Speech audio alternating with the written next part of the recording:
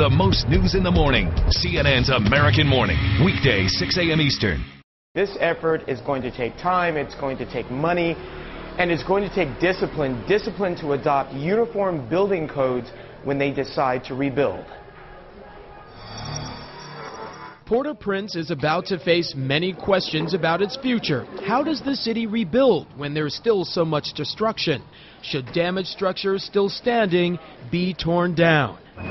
Ava Michelle isn't waiting for answers. Her house destroyed. She salvaged what she could and watched as workers started demolishing it.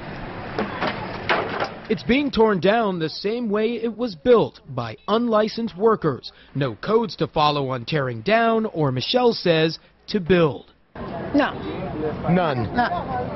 No. No code. No. No regulation. No. Haitians say that's the way it's done. Licenses not required, codes, where they even exist, not enforced. It's part of the reason so much was destroyed in the earthquake and why structural engineers like Kit Miyamoto from California are here now. Remove those things out and remove that and they can go right into it. This is Miyamoto's first full day on the ground with a nonprofit called the Pan American Development Foundation. The goal? Rapid assessments, meaning quickly investigate the structural integrity of 10 buildings a day. This was the Ministry of Finance. It's symbolic of what went wrong with many buildings, including the presidential palace. Unreinforced masonry wall, right? Because that's that brick and without no rebar.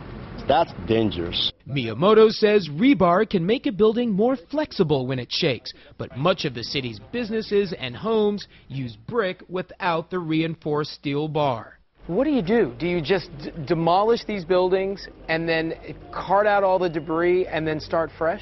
Depends on, for example, this one. Probably it's not salvageable, but there are many buildings can be repaired. Engineers tell us when Port-au-Prince does rebuild, they have to use new building codes and make sure those codes are enforced. And engineers like Keith Martin with the Los Angeles County Fire Department say rebuilding or retrofitting is not something that can or should be rushed. You're talking, to be done correctly, something that's going to take years to do.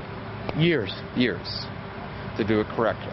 Eva Michelle says she doesn't have the money right now to rebuild, but if she does, she hopes there are guidelines to show her and the other people of Port-au-Prince a better way.